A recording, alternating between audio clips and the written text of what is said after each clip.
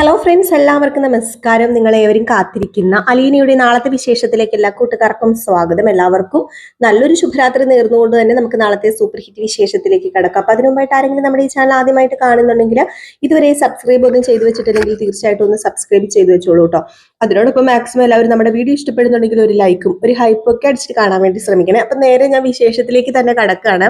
അങ്ങനെ നമ്മുടെ ശരണ്യ എത്തിയിരിക്കുകയാണ് നെടുമ്പുരയ്ക്കൽ വീട്ടിൽ അലീനയെ കാണാനായിട്ട്. അപ്പൊ അലീനയെ കാണുന്നതിന് മുമ്പായിട്ട് തന്നെ നമ്മുടെ രോഹിത്തിനെയാണ് കാണുന്നത്. അപ്പൊ അതൊക്കെ നിങ്ങൾ കണ്ടു കാണുമല്ലേ. നല്ലൊരു സീൻ തന്നെയായിരുന്നു. അങ്ങനെ രോഹിത്തെ അകത്തേക്ക് കയറ്റിക്കൊണ്ട് പോയി. അങ്ങനെ അലീനി ചേച്ചിയെ രക്ഷിച്ച ഷാജി ചേട്ടനാണ് ഞങ്ങളെ ഇവിടെ കൊണ്ടുവന്നത് എന്ന് പറഞ്ഞപ്പോൾ വല്ലാത്തൊരു എക്സൈറ്റ്മെന്റ് ആയിപ്പോയി നമ്മുടെ രോഹിത്തിന്. ഇപ്പൊ ശരണ്യ ചേച്ചിനെ രക്ഷിച്ചല്ലാട്ടോ, സോറി, അലീന ചേച്ചിനെ. ഈ ശരണ്യ, രേവതി, അലീന ഇതൊക്കെ അങ്ങോട്ടും ഇങ്ങോട്ടും മാറി പോകുന്നുണ്ടെങ്കിൽ ഒന്ന് ക്ഷമിച്ചേക്കണേ. അങ്ങനെ നമ്മുടെ അലീനയെ രക്ഷിച്ച ഷായി ചേട്ടൻ വന്നിട്ടുണ്ട് എന്ന് ശരണ്യ പറഞ്ഞപ്പോഴത്തേക്കും നമ്മുടെ രോഹിത് കാണാൻ വേണ്ടി പോവാണ്. അങ്ങനെ വെളിയിലെ വലിയ വെയിറ്റ് ഒക്കെ ഇട്ടിട്ട് ഇങ്ങനെ ഷാജി ഇരിക്കും. ഷാജിക്ക് ഓൾറെഡി ഒരു വെയിറ്റ് ഇടലൊക്കെ ഉണ്ടല്ലോ.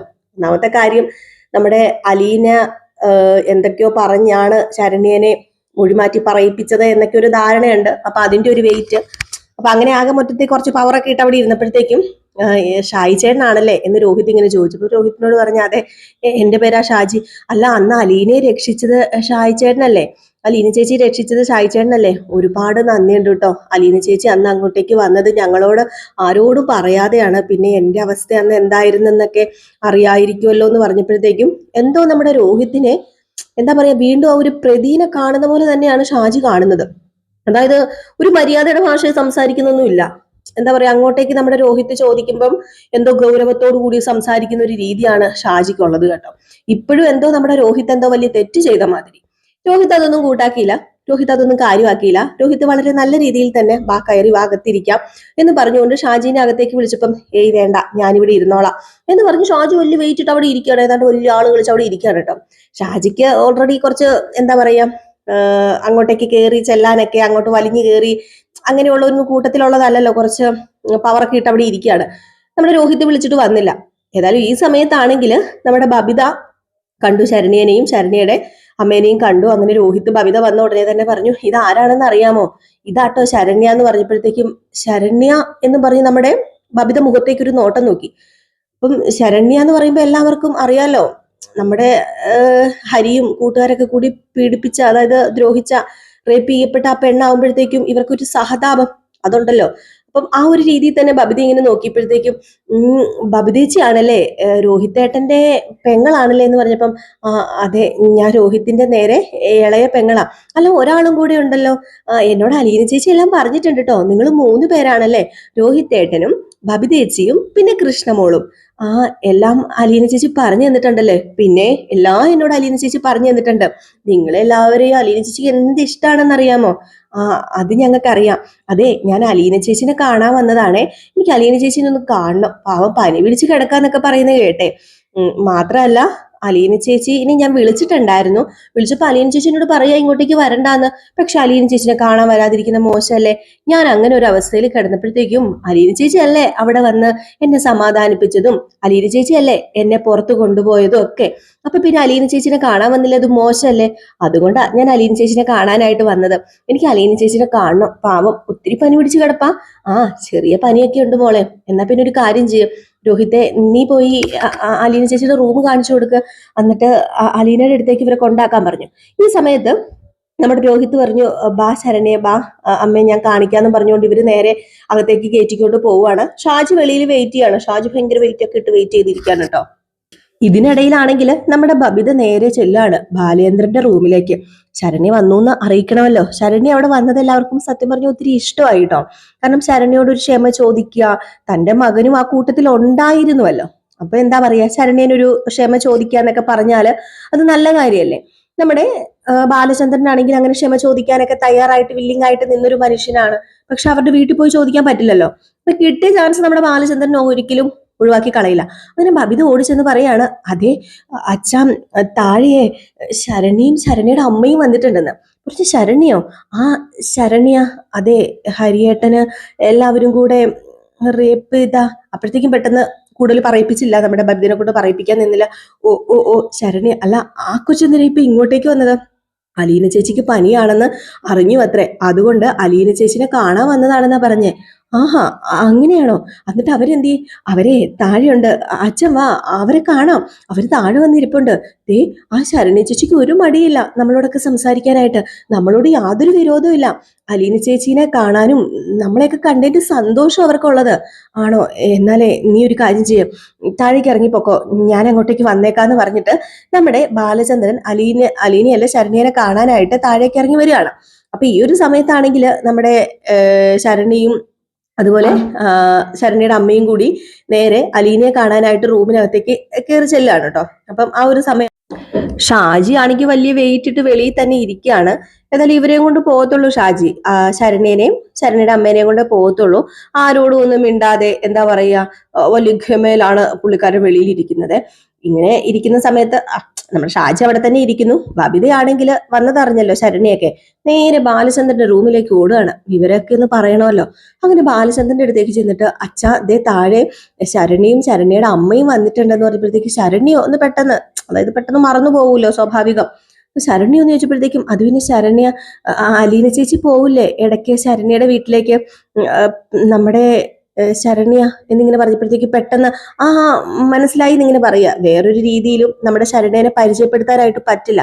റേപ്പ് കേസിലെ പ്രതി, അല്ലെങ്കിൽ എന്താ പറയാ, ഹരി റേപ്പ് ചെയ്തപ്പെട്ട പെങ്കൊച്ച എന്നൊക്കെ പറയാനൊരു ബുദ്ധിമുട്ട് നമ്മുടെ ബബിതയ്ക്ക് ഉണ്ടായിരിക്കാം. അതുകൊണ്ടായിരിക്കാം ബബിത പറഞ്ഞത് നമ്മുടെ ശരണ്യ, അലീന ചേച്ചി പോയ വീട്ടിലെ ശരണ്യ എന്നൊക്കെ ഇങ്ങനെ പറഞ്ഞത്. അപ്പൊ ഏതായാലും ആ ഒരു സമയത്ത് തന്നെ നമ്മുടെ ബാലചന്ദ്രന് മനസ്സിലായി. ബാലചന്ദ്രൻ പറഞ്ഞു, അയ്യോ അവരെന്തിനാ ഇപ്പൊ ഇങ്ങോട്ടേക്ക് വന്നത്? അതെന്തിനാന്ന് ചോദിച്ചാലേ അലീന ചേച്ചിനെ കാണാനാ. അലീന ചേച്ചി സ്ഥിരം അവിടെ പോവായിരുന്നല്ലോ. അലീന ചേച്ചിന് ഭയങ്കര ഇഷ്ടമാണല്ലോ ആ കൊച്ചിന്. അപ്പം അലീന ചേച്ചിക്ക് പനിയാന്ന് പറഞ്ഞപ്പോ കാണാൻ വന്നതാണ്. ആ ചേച്ചി ശരണ്യ മാത്രല്ല, ചേച്ചി എന്നല്ല കേട്ടോ, ശരണ്യ മാത്രമല്ല, ശരണ്യയുടെ അമ്മയും കൂടെ ഉണ്ടെന്ന് പറഞ്ഞപ്പോഴത്തേക്കും, അല്ല അവർക്ക് ഇങ്ങോട്ട് വരാന് എനിക്കറിയില്ല, നമ്മളോടൊക്കെ വിരോധമാ, നമ്മളോടൊക്കെ വെറുപ്പാന്നൊക്കെയല്ലേ നമ്മൾ ഓർത്തിരുന്നത്.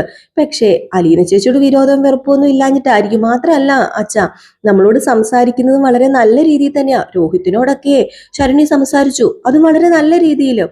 വേറൊരു പ്രശ്നം ഉണ്ടായതായിട്ടൊന്നും ആ കൊച്ചിന്റെ മനസ്സിൽ ഇല്ലെന്നാ തോന്നുന്നത് എന്ന് പറഞ്ഞപ്പോഴത്തേക്കും നമ്മുടെ ബാലചന്ദ്രൻ പറഞ്ഞു, നീ ഒരു കാര്യം ചെയ്യ്, നീ താഴേക്ക് ചെല്ല്, അവർക്ക് എന്തെങ്കിലും എടുക്ക്, അവരാദ്യമായിട്ട് വന്നതല്ലേ, എന്തെങ്കിലും കുടിക്കാനോ കഴിക്കാനോ എന്തെങ്കിലും കൊടുത്തിട്ട് വിട്ടാൽ മതി, ഞാനിപ്പോ താഴേക്ക് ഇറങ്ങി വരാന്ന് പറയുമ്പം, അതെ അലീന ചേച്ചിനെ കാണാനായിട്ട് റൂമിൽ പോയേക്കുക ശരണ്യയുടെ അമ്മയും കൂടി എന്ന് പറഞ്ഞപ്പം, ഏതായാലും ഞാനിപ്പം റെഡി ആയിട്ട് വരാന്ന് പറഞ്ഞിട്ട് നമ്മുടെ ബബിതേനെ പറഞ്ഞു വിട്ടു.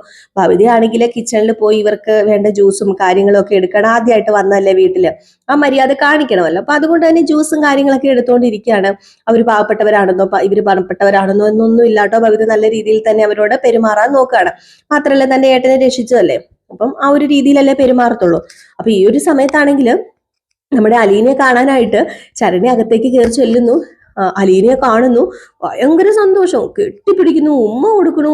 അലീനയാണെങ്കിൽ വലിയ സന്തോഷം. അലീനയ്ക്ക് എന്ത് ഭയങ്കരി, നീ എങ്ങനെയാടി ഇവിടെ എത്തിയത്, നിന്നെ ആരാടി ഇങ്ങോട്ടേക്ക് കൊണ്ടുവന്നത് എന്നൊക്കെ ചോദിച്ചപ്പോഴത്തേക്കും, എന്നെ വേറെ ആരെയല്ല ഷായി ചേട്ടനാ കൊണ്ടുവന്നത്. അന്ന് അലീനയെ രക്ഷിച്ച് ഷായി ചേട്ടൻ. ഓ, ഷായി ചേട്ടന്റെ ഹോട്ടലിലാണോ നീ വന്നത്? അതേന്നെ. എടി കൊച്ചെ, ഞാൻ നിന്നോട് പറഞ്ഞതല്ലേ ഇങ്ങോട്ടേക്ക് വരണ്ടെന്ന്, എനിക്ക് പനിയല്ലേ, ഇനി ഇതൊക്കെ നിനക്ക് പിടിക്കില്ലേ? അതൊന്നും സാരില്ല, അലീന ചേച്ചിയുടെ പനി കുറച്ച് എനിക്ക് പിടിച്ചെന്നോർത്തോണ്ട് ഒരു പ്രശ്നം സംഭവിക്കാൻ പോകുന്നില്ല, കുറച്ച് പിടിച്ചോട്ടെ അല്ലേ അമ്മേ എന്ന് പറഞ്ഞപ്പോഴത്തേക്കും നമ്മുടെ ശരണ്യയുടെ അമ്മ, അതെ അതെ, അല്ല നിങ്ങൾ എന്തെങ്കിലും കഴിച്ചിട്ടാണോ വന്നത്? എനിക്ക് ഈ ഒരു അവസ്ഥയായി പോയല്ലോ, ഇല്ലായിരുന്നെങ്കിൽ ഞാൻ നിങ്ങൾക്ക് എന്തെങ്കിലുമൊക്കെ ഉണ്ടാക്കി തരായിരുന്നു. ഇനിയിപ്പോ എന്താ ചെയ്യുക? അയ്യോ അലീന ചേച്ചിക്ക് പനിയല്ലേ, എനിക്കൊന്നും വേണ്ട, ഞാൻ അലീന ചേച്ചിനെ കാണാൻ വന്നതാ. പിന്നെ ഞാൻ രോഹിത്തിനെ കണ്ടു, പിന്നെ ബബിത അലീന ചേച്ചിയുടെ ബബിതയും കൃഷ്ണമോളും, അതിൽ ഞാൻ ബബിതേനെ കണ്ടിട്ടോ. പിന്നെ എനിക്ക് അലീന ചേച്ചിയുടെ അച്ഛനെയും കൂടി ഒന്ന് കാണണം. പിന്നെ കൃഷ്ണമോളിലെ അലീന ചേച്ചി പറയാറുള്ള കൃഷ്ണമോളെ എനിക്ക് കാണണം. എല്ലാവരെയും കണ്ടിട്ടേ ഞാൻ ഇവിടുന്ന് പോകുന്നുള്ളൂ. അപ്പോഴത്തേക്കാണ് ശരണ്യയുടെ അമ്മ പറഞ്ഞത്, ഓ ഈ പെങ്കൊച്ചിന്റെ ഒരു കാര്യം ഇവളോട് പറഞ്ഞതാ അലീനെ, ഞാൻ ഇങ്ങോട്ടേക്ക് വരണ്ടാന്ന്. ഇവിടെ ഉള്ളവരൊക്കെ എങ്ങനെയാ നമ്മളെ കാണുന്നതെന്നൊന്നും പറയാൻ പറ്റില്ലല്ലോ. മാത്രമല്ല ഇവരൊക്കെ വലിയ ആൾക്കാരല്ലേ എന്ന് പറയുമ്പോ, അയ്യോ ആന്റി അങ്ങനെയൊന്നും കരുതരുത്, ഇവിടെ അങ്ങനെയൊന്നും ഇല്ല, ഇവിടെയുള്ള ആർക്കും അങ്ങനെയൊന്നും ഇല്ല. ഇവിടുത്തെ അച്ഛനും അതുപോലെ തന്നെ ബബിതയും കൃഷ്ണമോളും രോഹിത്തിനൊന്നും അങ്ങനെയൊന്നുമില്ല, അങ്ങനെയൊന്നും കരുതണ്ട. അവര് നിങ്ങൾ വന്നതുകൊണ്ട് വേറൊരു രീതിയിൽ പെരുമാറത്തൊന്നുമില്ല. അവർക്കൊക്കെ ഭയങ്കര ഇഷ്ടമാണ് ശരണ്യനെ. ശരണ്യ കാരണമാണല്ലോ രോഹിത് രക്ഷപ്പെട്ടതും ശരണ്യ മൊഴിമാറ്റി പറഞ്ഞതുകൊണ്ടല്ലേ രോഹിത് രക്ഷപ്പെട്ടതൊക്കെ. അപ്പൊ അതുകൊണ്ട് രോഹിത്തിനും ഈ പറയുന്ന ബബിതയ്ക്കും കൃഷ്ണമോൾക്കും അച്ഛനും ഒക്കെ ഒരു പ്രത്യേക സ്നേഹമുണ്ട് ശരണ്യോട്. അങ്ങനെ ഓർത്ത് വിഷമിക്കൊന്നും വേണ്ട. ഞാൻ പിന്നെ ഇങ്ങോട്ടേക്ക് വരണ്ടെന്ന് പറഞ്ഞ വേറൊന്നും കൊണ്ടും അല്ല, പനിയൊന്നും പിടിക്കണ്ടല്ലോ, പകരരുതല്ലോ എന്ന് ഓർത്തിട്ടാ. എനിക്ക് തന്നെ ഇത് രോഹിത്തിന്റെ കയ്യിൽ നിന്ന് കിട്ടിയതാ. രോഹിത്തിനെ ഞാൻ നോക്കിയപ്പോ ഒരു സമയത്ത് കിട്ടിയതാ. ഇത് വൈറൽ പനിയായിട്ട് പെട്ടെന്ന് പകരാൻ ചാൻസ് ഉണ്ട്, അപ്പൊ അതുകൊണ്ടല്ലേ ഞാൻ വരണ്ടെന്ന് പറഞ്ഞത്. ഏതായാലും ഇപ്പൊ എന്നെ കൊള്ളാലോ എന്ന് പറഞ്ഞപ്പോ എന്റെ പൊന്നു കൊച്ചേ, ഇവള് അവിടെ കിടന്ന് നിരാഹാരം കിടക്കുമായിരുന്നു. ഓ, ഒരു തരത്തിലാണ് ഞാൻ ഇങ്ങോട്ടേക്ക് കൂട്ടിക്കൊണ്ട് വന്നത്. ഇവളുടെ അച്ഛനോട് പറഞ്ഞപ്പോ അച്ഛനും പറ്റത്തില്ല. പിന്നെ ഓമനക്കുട്ടന്റെ കാര്യവും ഗോപുവിന്റെ കാര്യവും പറയേണ്ട ആവശ്യമില്ലല്ലോ. അവരാരും ഇങ്ങോട്ടേക്ക് വരാൻ കൂട്ടാക്കില്ല. ഇവളുടെ അച്ഛൻ ആദ്യം എതിർക്കുകയൊക്കെ ചെയ്തു. പിന്നെ പറഞ്ഞു ഞാൻ വരത്തില്ല, നീ കൊണ്ടുപോക്കുവാണെങ്കിൽ കൊണ്ടുപോക്കോ, എന്നെ കൊണ്ട് പറ്റത്തില്ല ഇതിന്റെ പുറകെ നടക്കാൻ എന്നൊക്കെ പറഞ്ഞു. പിന്നെ ഒരു വിധത്തിലാണ് ഞാൻ എല്ലാവരെയും പറഞ്ഞ് സമ്മതിപ്പിച്ചത്. അങ്ങനെ ഇങ്ങോട്ടേക്ക് വന്നത്. ഈ പെണ്ണാണെങ്കിലും ഒരു തുള്ളി വെള്ളം കുടിക്കത്തില്ല. അലീന ചേച്ചി, അലീന ചേച്ചി, അലീന ചേച്ചി എന്ന് മാത്രമേ ഉള്ളൂ എന്ന് പറയാണ്. അപ്പോഴത്തേക്ക് നമ്മുടെ കൃഷ്ണമോള് വന്നിട്ട് ആ ഇതാണല്ലേ ശരണി ചേച്ചി. എന്നോട് എപ്പോഴും അലീന ചേച്ചി പറയാറുണ്ട്, അല്ല ശരണി ചേച്ചിയുടെ വീട്ടിൽ വന്നപ്പോഴല്ലേ അന്ന് അലീന ചേച്ചിനെ എല്ലാവരും കൂടെ ചേർന്ന് മണ്ണെണ്ണയൊക്കെ ഒഴിച്ചെന്ന് പറഞ്ഞപ്പോഴത്തേക്കും പെട്ടെന്ന് നമ്മുടെ ശരണയുടെ അമ്മ പറഞ്ഞു, അത് പിന്നെ മോളെ അവിടെ ഉള്ളവർക്കൊന്നും അറിയത്തില്ലായിരുന്നല്ലോ, കാര്യമൊന്നും അറിയത്തില്ലായിരുന്നല്ലോ, ആ ഒരു സമയത്ത് അങ്ങനെ ഒരു സിറ്റുവേഷൻ ആയിപ്പോയി എന്നൊക്കെ പറഞ്ഞപ്പോ അത് സാരമില്ല, ഞങ്ങൾക്ക് അറിയാം, ആ സിറ്റുവേഷൻസ് ഒക്കെ ഞങ്ങൾക്ക് മനസ്സിലാകും, അത് കുഴപ്പമൊന്നുമില്ല, ഏതായാലും വന്നല്ലോ, ഞാൻ ശരണി ചേച്ചിനെ കാണാൻ വേണ്ടി ഇരിക്കുകയായിരുന്നു, അലീന ചേച്ചി എപ്പോഴും പറയാറുണ്ട്. അപ്പോഴത്തേക്കും നമ്മുടെ ശരണ്യ പറഞ്ഞു, ആണോ, എന്നെ കുറിച്ച് പറയാറുണ്ടോ എന്നിങ്ങനെ ചോദിച്ചപ്പോഴത്തേക്ക് പിന്നെ പറയാറുണ്ടോന്നോ, ശരണ്യ ചേച്ചിനെ കുറിച്ചും ശരണ്യ ചേച്ചിയുടെ ആങ്ങളമാരെ കുറിച്ചും അതുപോലെ അമ്മേനെ കുറിച്ചും അച്ഛനെ കുറിച്ചും ആ കോളനിയെ കുറിച്ചും പിന്നെ ഒരു ഷാജി ചേട്ടനുണ്ടല്ലോ എന്റെ അലീന ചേച്ചിനെ രക്ഷിച്ച്, ആ ഷായി ചേട്ടനെ കുറിച്ചും പറയാറുണ്ടെന്ന് പറഞ്ഞപ്പം അതെ, ഷായി ചേട്ടൻ വെളിയിൽ വന്നിട്ടുണ്ട്, ഞങ്ങൾ ഷായി ചേട്ടന്റെ വണ്ടിക്കാ വന്നതെന്ന് പറഞ്ഞപ്പം ആണോ, എന്നാ പിന്നെ ഷായി ചേട്ടനെ ഒന്ന് കാണണമല്ലോ, എന്റെ അലീന ചേച്ചിനെ രക്ഷിച്ചല്ലേ, എനിക്ക് ഒരു താങ്ക്സും പറയാനുണ്ടെന്ന് കൃഷ്ണമോള് പറയാ. എന്നാലും ഈ ഒരു സമയത്താണെങ്കിൽ നമ്മുടെ ബാലചന്ദ്രൻ കാണാനായിട്ട് ഇറങ്ങി വരികയാണ് ശരണ്യനെ. അങ്ങനെ ശരണ്യനെ കാണാനായിട്ട് ഇറങ്ങി വന്നു. ശരണ്യനെ കാണുന്നു, ശരണ്യയുടെ കണ്ണുകളിലേക്ക് തന്നെ നോക്കുന്നു. അങ്ങനെ നമ്മുടെ ബാലചന്ദ്രൻ ഇങ്ങനെ രോഹിത്തിന്റെ അച്ഛനാണ് എന്നൊക്കെ പറഞ്ഞ് ഇങ്ങനെ പരിചയപ്പെടുന്നു. അപ്പോഴത്തേക്ക് ശരണ്യയുടെ ഫ്രണ്ടിലേക്ക് വരികയാണ് കേട്ടോ. ശരണ്യയുടെ ഫ്രണ്ടിലേക്ക് വന്നിട്ട് അതുവിന്റെ മോളെ ക്ഷമിക്കണം, മാപ്പാക്കണം, എന്റെ മോനൊരു തെറ്റ് പറ്റിപ്പോയി, അവൻ നിന്നെ ഒന്നും ചെയ്തിട്ടില്ലെന്നൊക്കെ എനിക്കറിയാം, എങ്കിലും അവനും ആ ഒരു കൂട്ടത്തിൽ ഉണ്ടായിരുന്നുവല്ലോ, മോളെ എനിക്ക് മാപ്പ് തരണം, എന്റെ മകന് മാപ്പ് കൊടുക്കണം, നീ ഒരിക്കലും മനസ്സിൽ പോലും എന്റെ മകനെ പ്രാകരുത് എന്ന് പറഞ്ഞപ്പോഴത്തേക്കും നമ്മുടെ ശരണ്യ എന്തിനാ അച്ഛൻ ഇങ്ങനെയൊക്കെ അങ്കിൾ ഇങ്ങനെയൊക്കെ പറയുന്നത്, ഒരിക്കലും രോഹിത്തേട്ടനെ ഞാൻ പ്രാഗിട്ടൊന്നുമില്ല, ഞാനല്ലേ നിങ്ങളോടൊക്കെ മാപ്പ് ചോദിക്കേണ്ടത്, ഞാൻ കാരണമല്ലേ രോഹിത്തേട്ടൻ ഇത്ര ദിവസമെങ്കിലും ജയിലിൽ കിടന്നതൊക്കെ, സത്യം പറഞ്ഞാൽ നിങ്ങളുടെ മുമ്പിലേക്കൊക്കെ വരാൻ എനിക്ക് ഒരുപാട് മടിയുണ്ടായിരുന്നു, ഒരു കുറ്റബോധം ഉണ്ടായിരുന്നു എന്റെ മനസ്സിലെന്ന് പറഞ്ഞപ്പം അത് കുറ്റബോധം ഒന്നും മോള് കാര്യമാക്കേണ്ട, കാരണം നീ കാരണമാണ് എന്റെ മകൻ രക്ഷപ്പെട്ടത്, ജയിലിൽ നിന്ന് വന്നതും, നീ മൊഴി മാറ്റി പറയാനുള്ള നിന്റെ ധൈര്യല്ലേ, ആ ഒരു ധൈര്യം എല്ലാവരും നിന്നെ കമ്പൽ ചെയ്തിട്ട് നീ എന്താ ചെയ്തത്, നീ മൊഴി മാറ്റി പറഞ്ഞില്ലേ, അത് തന്നെയാണല്ലോ നിന്റെ ധൈര്യം, അത് തന്നെയാണല്ലോ നിന്റെ നല്ല മനസ്സ്, എന്നും എപ്പോഴും ഞാൻ മോളുടെ കൂടെ ഉണ്ടാകും, നമുക്ക് എന്ത് പ്രശ്നം വന്നാലും എന്നോട് പറയാതിരിക്കരുത്, എന്തിനും ഏതിനും, അതിപ്പോ പഠിക്കുന്ന കാര്യത്തിലാണെങ്കിലും ഒരിക്കലും ഇതെന്താ പറയാ ഒരു പകരത്തിന് പകരമാവുകയോ അങ്ങനെയൊന്നും മോള് കാണരുത്, എന്റെ സ്വന്തം മോളെ പോലെ തന്നെയായിരിക്കും, അലീന നിങ്ങളെ വന്ന് കാണുകയും പരിചയപ്പെടുകയും ഒക്കെ ചെയ്ത പോലെ തന്നെ ആയിരിക്കും ഞാനും അങ്ങോട്ട് എന്നൊക്കെ പറഞ്ഞ് നമ്മുടെ ബാലചന്ദ്രന് ഒരുപാട് കാര്യങ്ങളൊക്കെ ഇങ്ങനെ ശരണ്യോട് ചോദിക്കുകയും അറിയുകയും മനസ്സിലാക്കുകയും ഒക്കെ ചെയ്യുന്നുണ്ട്.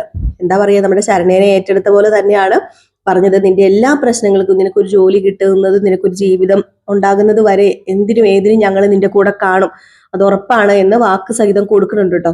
അപ്പം അത് ശരണ്യയുടെ അമ്മയ്ക്കും ഒരു വലിയൊരു എന്താ പറയാ, മോളുടെ ഭാവി സുരക്ഷിതത്വമാണല്ലോ ഒരു ഇതിലേക്ക് തന്നെയാണ് നമ്മുടെ ശരണ്യയുടെ അമ്മയെ എത്തിച്ചേരുന്നത്. എന്താ പറയാ, വന്നത് ഏതായാലും നന്നായി എന്ന് തന്നെ അവർക്ക് തോന്നുന്നുള്ളൂ. ആദ്യമൊക്കെ പേടിച്ചു വിറച്ചാവണ് വന്നതെങ്കിലും വന്നത് നന്നായി എന്ന് അവർക്ക് മനസ്സിലാവാണ്. ഇതിനിടയിൽ വൈജയാണെങ്കിലോ, ഹുയ്യോ, അവിടെ വന്നിരിക്കുന്നത് ശരണ്യാന്ന് അറിഞ്ഞു കഴിഞ്ഞപ്പോഴത്തേക്കും എന്റെ പൊന്നോ, പിന്നെ പറയാനുണ്ടോ, ആ മൂദേവിനെ ആരാ ഇങ്ങോട്ടേക്ക് കയറ്റിയത്, അവൾ എന്തിനാ ഇങ്ങോട്ടേക്ക് കയറ്റിയത്, ഞാൻ അവളെ ചെന്ന് ചൂലെടുത്ത് അടിച്ചിറക്കി വിടണോ, അത് ഇവിടുന്ന് നിങ്ങൾ അടിച്ചിറക്കുന്നോ എന്നും പറഞ്ഞുകൊണ്ട് അങ്ങ് തുടങ്ങി. ഏതായാലും ഈ സമയത്ത് കൃഷ്ണമോളും ബബിതയൊക്കെ പറയുന്നുണ്ട്, അമ്മ എന്തറിഞ്ഞിട്ടാ ഈ കിടന്ന് കാണിക്കുന്നത്, ശരണ്യ കാരണമല്ലേ ഇപ്പം രോഹിത്തേട്ടൻ ഇവിടെ വന്ന് നിൽക്കുന്നില്ല, എനിക്ക് ശരണ്യ ഇല്ലായിരുന്നെങ്കിലേ രോഹിത്തേട്ടൻ ഇപ്പം ജയിലിൽ കിടന്നേനെ, അമ്മ എന്തറിഞ്ഞിട്ട് ഈ കിടന്ന് പ്രസംഗിക്കുന്നു, ഒന്ന് നിർത്തുന്നുണ്ടോ, അമ്മ ചുമ്മാ വെറുതെ കിടന്ന് ഈ വായിട്ട് വളവളാന്ന് പറയുന്നുള്ളതല്ലാതെ അമ്മയ്ക്ക് കാര്യങ്ങൾ എന്തെങ്കിലും വ്യക്തമായിട്ട് അറിയാമോ, അമ്മ ഒന്ന് മിണ്ടാതിരിക്കാമോ എന്നൊക്കെ ചോദിച്ചിട്ട് ദേഷ്യപ്പെടുകയാണ് കേട്ടോ. വൈജയാണെങ്കിൽ മറ്റേ തളച്ചിട്ടും നിൽക്കാത്ത മട്ടാണ്, അതുപോലെ മതവിളങ്ങി നിൽക്കുക. വൈജ ഇപ്പൊ ചെന്ന് കൊടുക്കും, ഇപ്പൊ ചെന്ന് നമ്മുടെ ശരണ്യനെ അവിടെ നിന്ന് അടിച്ചോട്ടിക്കുന്നു പറഞ്ഞാൽ നിൽക്കുന്നത്. ഏതായാലും ഒരെണ്ണം നമ്മുടെ ബാലചന്ദ്രന്റെ കയ്യിൽ നിന്ന് കിട്ടുവാണെങ്കിൽ ചിലപ്പോൾ വൈജ ഒന്ന് ഒതുങ്ങിയേനെ. ഏതായാലും കാത്തിരുന്ന് തന്നെ കാണാം. അപ്പൊ എല്ലാവരും കാത്തിരിക്കുക, അടിപൊളി വിശേഷമാണ്. ഇനിയിപ്പൊ പുറകെ നമ്മുടെ രേവതിക്കുട്ടിയും അതുപോലെ മാമച്ചനും ഗ്രേസിയും ഒക്കെ അലീനെ കാണാൻ വരുന്നുണ്ട്. അപ്പം അതൊക്കെ വരും എപ്പിസോഡിൽ നമുക്ക് കാണാം. അപ്പൊ എല്ലാവർക്കും വീണ്ടും നല്ലൊരു ശുഭരാത്രി നേർന്നുകൊണ്ട് നിർത്തുകയാണ്. നെക്സ്റ്റ് വീഡിയോ ആയിട്ട് വരാം. അതുവരെ എല്ലാവർക്കും ടാറ്റ ബൈ ബൈ. ലൈക്ക് അടിക്കാനും ഹൈപ്പ് ചെയ്യാനും മറക്കരുതേ.